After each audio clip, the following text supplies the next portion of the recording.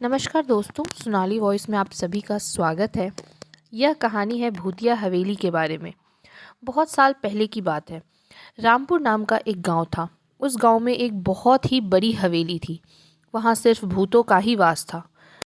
जो भी उस हवेली में जाता था, भूत उसे मौत के घाट उतार देता था और उसके कटे हुए सिर को बाहर रास्ते में फेंक देता था, ताकि लोग समझ जाएं कि इस हवेली पर सिर्फ मेरा राज चलेगा और किसी का भी नहीं। इसी डर से वो लोग वहां कभी नहीं जाते थे और इसलिए उसे खूनी हवेली भी कहा करते थे। उस हवेली में रहने वाले भूत ने इतना दहशत फैला रखा था कि लोग उस हवेली के आसपास भी नहीं जाना चाहते थे। यहाँ तक कि भेड़ बकरी भी अगर गलती से घास चरते चरते वहां पहुंच जाए तो वो भी तुरंत दुम दबाकर भाग जाते थे, क्योंकि वह भूत जानवरों को भी नहीं छोड़ता था। एक दिन अमावस की रात थी। आसमान में बहुत बादल घिरे हुए थे और बारिश भी जोरों की हो रही थी। उसी गांव के 3 दोस्त अजय, विजय और दीपक उसी रास्ते से स्टेशन जा रहे थे। उन्हें शायद उस हवेली के उस रास्ते के बारे में कुछ पता ना था। रात के करीब 1:30 का ट्रेन का समय था और ये तीनों करीब 7 बजे के लगभग घर से निकल गए। बारिश इतनी ज़्यादा थी कि रास्ते में सामने कुछ नहीं दिख रहा था। उनकी गाड़ी उस हवेली के पास से होकर गुजर रही थी। सामने पूरा अंधेरा था और आसमान में बिजली चमक रही थी। वह हवेली और भी भयानक लग रहा था। तीनों की किस्मत इतनी खराब थी कि उनकी गाड़ी उस हवेली के ठीक सामने ही जाकर खराब हो गई। ड्राइवर बोला, साहब, लग रहा है कि इंजन में पानी चला गया है। गाड़ी स्टार्ट ही नहीं हो रहा है। इसको ठीक करने में शायद 2-3 घंटे तो लग ही जाएंगे। तब तक आप लोग इस हवेली में जाइए। जैसे ही गाड़ी ठीक हो जाएगी मैं आप लोगों को वापस बुला लूँगा। ड्राइवर की बात सुनकर अजय, विजय और दीपक तीनों हवेली के अंदर चले गए। हवेली बहुत ही सुंदर और चमकदार थी। अंदर थोड़ी सी रोशनी थी और ऊपर सीढ़ियों से एक बूढ़ा सा आदमी एक हाथ में लाठी और दूसरे में लालटेन लिए नीचे उतर रहा था। अजय ने उनसे पूछा, बाबा, क्या हम यहाँ थोड़ी देर रुक सकते हैं? बाहर बहुत तेज़ बारिश हो रही है और हम इस तेज़ बारिश की वजह से बीच रास्ते में फंस गए हैं। उन्होंने पहले तो उन तीनों को बड़े गौर से देखा और बोला, ठीक है, रुक जाओ। फिर जब वे तीनों हॉल में पहुंचे तो उन लोगों ने देखा कि हवेली बहुत ही ज़्यादा बड़ी थी और उसमें कई गुना ज़्यादा खूबसूरत भी थी। वहाँ एक दीवार पर एक आदमी की बहुत बड़ी तस्वीर लगी हुई थी, जिसकी बड़ी सी मूछें, एक हाथ में तलवार और दूसरे में पहले ज़माने के बंदूक था। एकदम राजा की तरह उस तस्वीर को देखने से थोड़ा डर महसूस हो रहा था। ऐसा लग रहा था कि यह कोई मामूली तस्वीर नहीं है।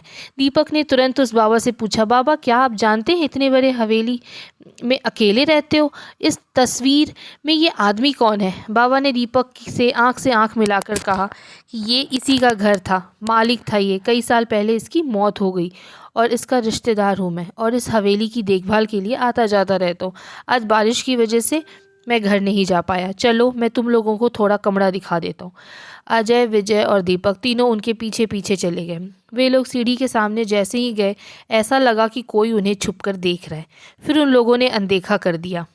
कमरे तक जाते जाते अचानक उन लोगों की नज़र वापस राजा की तस्वीर पर पड़ी। थोड़ी देर के लिए उन्हें ऐसा लगा कि उसके हाथ और सिर हिल रहे हैं। शायद सबका वहम था या सच, पता नहीं। लेकिन ये सब देखकर लोग थोड़ा तो ज़रूर डर गए थे। फिर वो बाबा उन सबको एक कमरे में लेकर गया। फिर उन लोगों ने अपना अपना सामान रखा और सो गए। वे लोग इतने ज़्यादा थक चुके थे कि बिस्तर पर लेटते ही उन्हें नींद आ गई। रात के समय 12 बजे का समय हुआ होगा। तभी विजय की अचानक चिल्लाने की आवाज़ आई। उनकी आवाज़ सुनकर उसके सारे दोस्त भी जग गए और पूछने लगे, क्या हुआ भाई? तू इतनी ज़ोर से आखिर क्यों चिल्लाया? फिर विजय बोला, मुझे एक बड़ा डरावना सपना आया। मैंने देखा कि उस फोटो वाला आदमी हम तीनों को मारने आया है। विजय की बात सुनकर अजय और दीपक दोनों को मजाक लगा, इसलिए उन उन लोगों ने उन्हें समझाया और दोबारा से सुला दिया और खुद भी सो गए। फिर थोड़ी देर के बाद बिल्कुल वही सपना अजय को आया और दीपक को भी। इसके बाद तो अब तीनों डर गए। अब उन लोगों को इतना तो समझ आ गया था कि एक ही सपना हम तीनों को कैसे आ सकता है। इस हवेली में कुछ तो गड़बड़ है। शायद ये कहीं भूतिया हवेली तो नहीं। दीपक ने जल्दी से जाकर दरवाज़ा खोलने की कोशिश की, लेकिन वो बाबा बाहर से दरवाज़ा बंद करके चला गया था। अब उन लोगों को समझ नहीं आ रहा था कि आखिर करें क्या। डर के मारे सब लोग ज़ोर से, प्यास लग रही थी, साथ ही पानी लाए थे। साथ में पानी लाए थे, लेकिन एक ही घूंट में पीने से सारा पानी खत्म हो गया। फिर तीनों खिड़की से आवाज़ लगाने लगे, लेकिन बाहर से कोई जवाब नहीं आ रहा था। दीपक ने अपना मोबाइल उठाकर फ़ोन करना चाहा, लेकिन वहाँ नेटवर्क भी नहीं था। सब कुछ बड़ा अजीब हो रहा था। अब उनके साथ आगे क्या होने वाला था यह किसी को नहीं पता था, लेकिन उन्हें यह समझ आ गया था कि वो बुरी तरीके से फंस चुके हैं।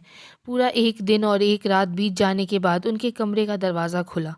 बाहर पूरा सन्नाटा था और जो बाबा उनको मिला था उसका तो कहीं कोई नामो निशान नहीं था। जैसे ही दरवाज़ा खुला, तीनों पागलों की तरह दौड़कर कमरे के बाहर निकले और हवेली से बाहर निकलने का रास्ता ढूंढने लगे, लेकिन बाहर जाने का कोई रास्ता ना था। फिर सब लोग ऊपर चले गए और वहाँ से नीचे कूदने का सोचा, लेकिन हवेली इतनी ऊंची थी कि उन लोगों को हिम्मत ही नहीं हुई। उदास होकर सभी वापस नीचे आ गए। सबको बहुत तेज भूख और प्यास लगी थी। सब जगह देखा, लेकिन उन्हें कुछ भी खाने को नहीं मिला और ना ही कुछ पीने को मिला। नल तो था, लेकिन उसमें पानी नहीं आ रहा था। अब सब थक कर एक जगह बैठ गए और अब क्या करें यही सोच रहे थे। दूसरे से पागलों की तरह बर्ताव करने लगे। थोड़ी ही देर में शाम हो गई और उस हवेली के अंदर एक शैतानी माहौल बनना चालू हो गया। थोड़ी देर में अंधेरा हो गया और तीनों दोस्त आपस में लड़ने लगे।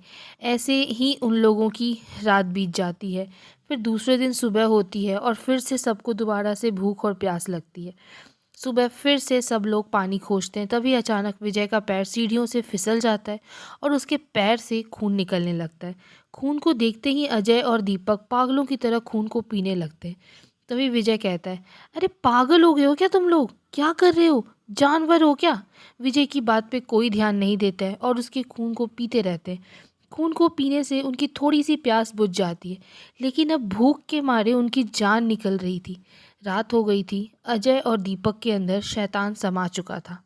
वे दोनों विजय के ऊपर टूट पड़े और उसे नोचने लगे। खूनी खेल चालू हो चुका था। उस हवेली में जो शैतान रहता था वो उन दोनों को अपने वश में कर चुका था। थोड़ी ही देर में अजय और दीपक विजय के शरीर को काट काट कर टुकड़े टुकड़े कर दिए और उसके मांस को खाते रहे और खून पीते रहे। विजय की जान बची ही कितनी थी। इतने दिन का भूखा दोनों दोनों से बच नहीं पाया। विजय की मौत हो गई। अजय और दीपक काफ़ी देर तक उसका मांस खाते रहे, जैसे कोई जानवर दूसरे जानवर का मांस नोच नोच कर खा रहा हो। ऐसा लग रहा था कि उन लोगों के अंदर का इंसान बिल्कुल मर चुका है। कुछ देर बाद रात हो गई। खून पीकर मांस खाकर दोनों को बहुत ज़ोरों की नींद आने लगी और वे जहाँ थे वहीं सो गए। सुबह हुई। दोनों थके हालत में सोकर उठे, लेकिन प्यास और भूख उनका पीछा कहाँ छोड़ने वाली थी। अब दोनों एक दूसरे का शिकार करने के लिए सोचने लगे। अजय चालाकी से एक दरवाजे के पीछे छुप गया और जैसे ही दीपक कमरे में आया, वैसे ही अजय ने उसका सर पकड़कर दीवार पे दे मारा। उसका सर पूरे तरीके से फटकर दो टुकड़ों में बट गया। ज़मीन पर पूरा खून ही खून बहने लगा। राजू उसका खून देखकर खुश हो गया और उसे पीने लगा और मांस को खाने लगा। हैवानियत बिल्कुल अपने चरम सीमा पर थी। शैतान उसके ऊपर हावी हो चुका था। उसे कुछ सोचने या समझने का मौका नहीं दे रहा था। तभी कुछ देर बाद अजय के शरीर में एक बिजली सी लहर सी चढ़ने लगी। वो कभी दीवार में तो कभी दरवाजे में अपना सर मारने लगा।